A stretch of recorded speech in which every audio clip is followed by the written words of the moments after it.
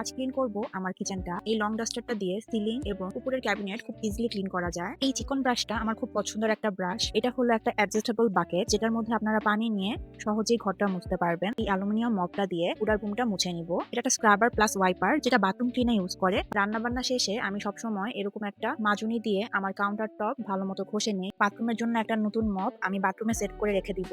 মাসের একটা দিন আমি চেষ্টা করি যে কোনো রুম ডিপ ক্লিন করতে। তো আজ ক্লিন করব আমার কিচেনটা। এই লং ডাস্টারটা দিয়ে সিলিং এবং উপরের ক্যাবিনেট খুব ইজিলি ক্লিন করা যায়। আর মাকড়সার যে জালগুলা থাকে ওইটা কিন্তু এই ডাস্টারটা দিয়ে খুব ভালো মতোই ক্লিন করা যায়। তো দুপুরের জন্য আগে রান্না বান্নাটা সেরে ফেলবো এর ফাঁকে। তো আজ বেশি কিছু রান্না করব না, ফুলকপি ভাজি আর মুরগির মাংস রান্না করে নিচ্ছি। তা রান্না বান্না শেষে আমি সবসময় এরকম একটা মাজুনি দিয়ে আমার কাউন্টার টপ ভালো মতো ঘষে নিই। এতে করে যে ময়লা অথবা মশলা থাকে ওটা ভালো মতো উঠে যায়। লাস্টে একটা ড্যাম্প টাওয়াল দিয়ে কাউন্টারটা মুছে নিই।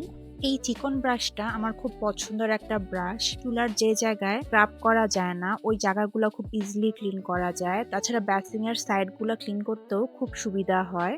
এটা হলো একটা অ্যাডজাস্টেবল বাকেট, যেটার মধ্যে আপনারা পানি নিয়ে সহজেই ঘরটা মুছতে পারবেন। এটা একটা স্ক্রাবার প্লাস ওয়াইপার, যেটা বাথরুম ক্লিনে ইউজ করে। আর এটা কিন্তু আপনারা ফ্লোর ক্লিনার হিসেবে ইউজ করতে পারেন। স্ক্রাব শেষে ওয়াইপার দিয়ে ইজিলি পানিটা সরিয়ে ফেলা যাবে। আর সবার লাস্টে এই অ্যালুমিনিয়াম মপটা দিয়ে পুরো রুমটা মুছে নিব। আর এই মপটা কিন্তু হাত দিয়ে স্কুইজ করার কোনো প্রয়োজন নাই। বাথরুমের জন্য একটা নতুন মপ আমি বাথরুমে সেট করে রেখে দিব। তো আজ এই পর্যন্তই আপুরা। আল্লাহ হাফেজ।